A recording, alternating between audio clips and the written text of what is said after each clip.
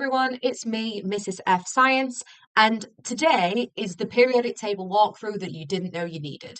I'm basically going to go through the periodic table, telling you what every element of it means, if you'll pardon the pun, and telling you the main things that I think you need to know about it for your GCSEs. So one of the first things you need to know about the periodic table is that it's got both metals and non-metals. So you can put this onto a periodic table that you have. If you have in an exam, you can put this little line on. But the distinction now between metals and non-metals is here.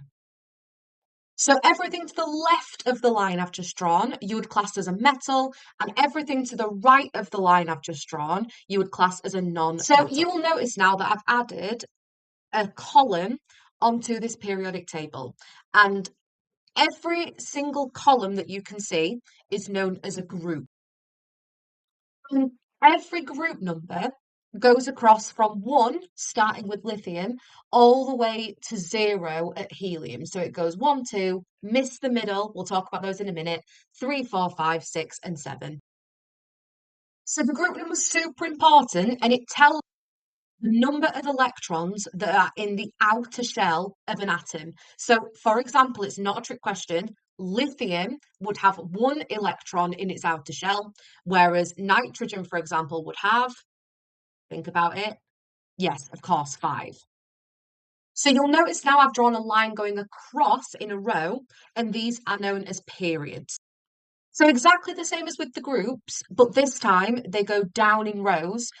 Row 1 would include hydrogen and helium. Don't start with lithium as your first row because it isn't. Hydrogen and helium are in the first row, the first period. And then we go down, obviously, 2, 3, 4, 5, 6.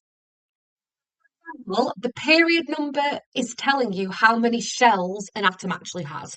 So, for example, if you've got helium or hydrogen, they are in period 1, so they would have 1 shell. So, for example, take sodium, that is in period 3, so it would have how many shells? Yes, of course, 3. So you need to know about a few specific groups, and the first one of those is group 1. So group 1, which is lithium, sodium, potassium, rubidium, cesium, and francium, all of the things going down that left-hand side are known as the alkali metals. That is because if you put them in water, it would turn universal indicator blue, purple, because they are an alkali on the pH scale. They are the most reactive, and they are usually stored in oil to prevent the reaction happening with oxygen in the air as they're being stored to be used.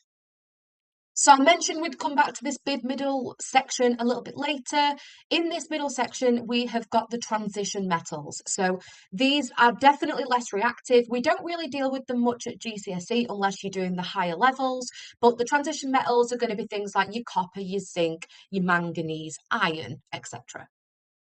So the next group that I think is worthy of your attention as a GCSE student is group 7, the halogens. So that is going to be your fluorine, it's going to be your chlorine, your bromine, your iodine, okay?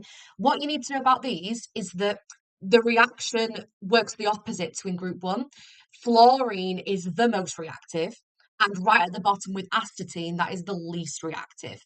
And it's very common for group 1 and group 7 to react together because group 1 has 1 electron in its outer shell, group 7 has 7 electrons in the outer shell, which means that to make a perfect 8 in the outer shell, they often react together to make 8.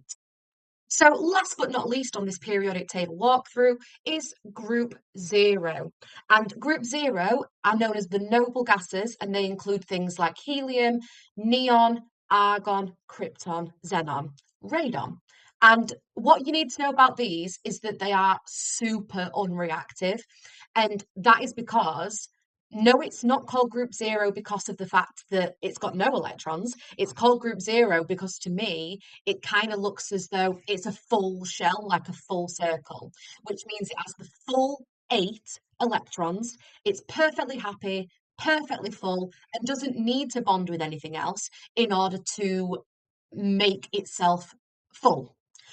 These sorts of gases are used in things like light bulbs because they're really unreactive.